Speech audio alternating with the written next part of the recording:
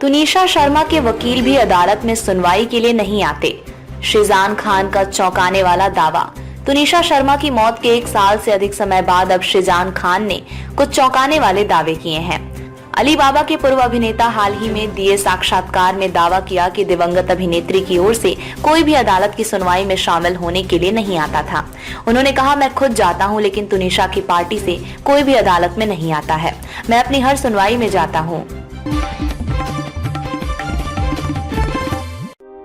Big boss में आने के बाद टीवी की संस्कारी बहुएं बनी ग्लैमरस। लिस्ट में अंकिता का नाम भी शामिल। सलमान खान का रियलिटी शो बिग बॉस 17 इन दिनों सुर्खियां बटोर रहा है। बिग बॉस का ये सीजन भी अपने पिछले सीजन की तरह ही लड़ाई झगड़े और कंट्रोवर्सी के लिए मशहूर हो रहा है।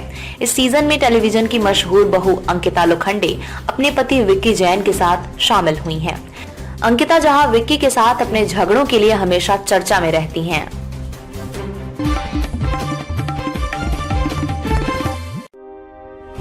आंध्र केरल के 2 दिवसीय दौरे पर पीएम मोदी 4000 करोड़ रुपए से अधिक की परियोजनाओं की देंगे सौगात। प्रधानमंत्री नरेंद्र मोदी आज से 2 दिवसीय दौरे पर दक्षिण भारत की यात्रा पर रहेंगे। इस दौरे के क्रम में वो 16 और 17 जनवरी को आंध्र प्रदेश और केरल जाएंगे। इस दौरान वो कोचीन शिपयार्ड लिमिटेड CSL में न्यू ड्राई डॉक और इंटरनेशनल शिप रिपेयर फैसिलिटी सहित कई विकास परियोजनाओं का उद्घाटन करेंगे। प्रधानमंत्री कार्यालय ने उनके इस दौरे के बारे में जानकारी दी है।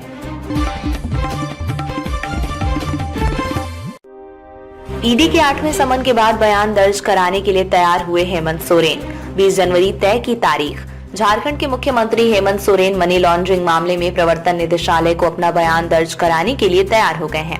सोरेन ने ईडी के 8वें समन के बाद बयान के लिए अपनी रजामंदी दी है। बता दें, ईडी द्वारा 7वां समन जारी होने के बाद सोरेन ने एजेंसी को पत्र लिखकर कार्यवाही की आलोचना की है। पत्र में सोरेन ने समन को पूरी तरह से अवैध बताया था। बैलेंस की कोशिश में कांग्रेस। यूपी कांग्रेस के नेता पहुंचे राम मंदिर, लगाई सरयू में डुबकी। कहा, अयोध्या सबकी प्राण प्रतिष्ठा के कार्यक्रम से कांग्रेस हाईकमान ने दूरी बना ली है। इसके बाद यूपी कांग्रेस के बड़े नेताओं का प्रतिनिधि मंडल सोमवार को अयोध्या पहुंचा। वहां नेताओं ने सरयू नदी में डुबकी लगाने के बाद रामलला के दर्शन किए। राजनीतिक हलकों में अब ये सवाल उठ रहे हैं कि क्या कांग्रेस राम मंदिर को लेकर बैलेंस करने की कोशिश कर रही है। सदन में हंगामा। 2 मिनट में 2 प्रस्ताव पास। मेयर ने कुर्सी तक पहुंचने की कोशिश की। नगर निगम के सदन में सोमवार को जमकर हंगामा हुआ। करीब 4 घंटे तक सदन की कार्यवाही शुरू ही नहीं हो पाई। इस बीच 3 बार मेयर डॉक्टर शैली ओबेरॉय ने अपनी कुर्सी तक पहुंचने की कोशिश की। 2 बार विपक्षी दल के पार्षदों ने मेयर को डायस पर चढ़ने नहीं दिया। लोकसभा स्पेशल। बिहार में कैसे गठबंधन बना सियासत की मजबूरी।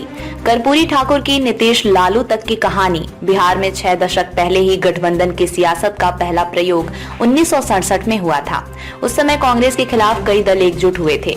तब कांग्रेस काफी मजबूत थी। इसके बाद से बिहार में गठबंधन की सियासत का विस्तार होता गया। आज गठबंधन की प्रासंगिकता बढ़ गई है। ऐसे बिहार में जब जब गठबंधन ने आकार लिया है और उसके पास बड़ा चेहरा रहा है, उसने सफलता हासिल की है। महामाया प्रसाद सिन्हा, कर्पूरी ठाकुर, लालू प्रसाद और नीतीश कुमार इसके प्रमाण हैं।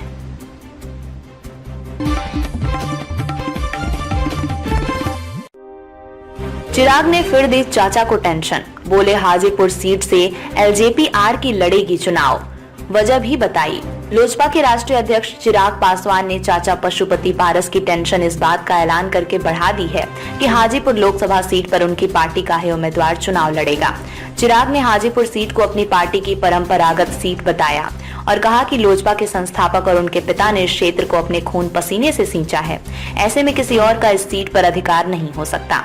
हाजीपुर सीट पर जारी चाचा भतीजे की जंग थमने का नाम नहीं ले रही है।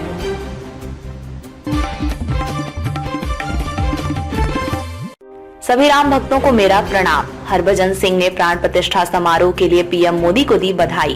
पूर्व क्रिकेटर और आम आदमी पार्टी के राज्यसभा सदस्य हरभजन सिंह ने अयोध्या में 22 जनवरी को हो रहे श्री राम मंदिर प्राण प्रतिष्ठा समारोह के लिए प्रधानमंत्री नरेंद्र मोदी व देशवासियों को शुभकामनाएं दी हैं।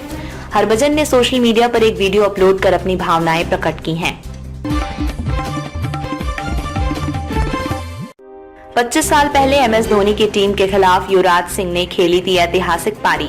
युवा बल्लेबाज ने उसे तोड़ डाला। कर्नाटक के प्रखर चतुर्वेदी ने सोमवार को under 19 Cooch Behar trophy final में मुंबई के खिलाफ 636 गेंदों में नाबाद 404 रन की पारी खेलकर इतिहास रचा और टूर्नामेंट में सर्वश्रेष्ठ स्कोरर के युवराज सिंह के 25 साल पुराने रिकॉर्ड को तोड़ दिया।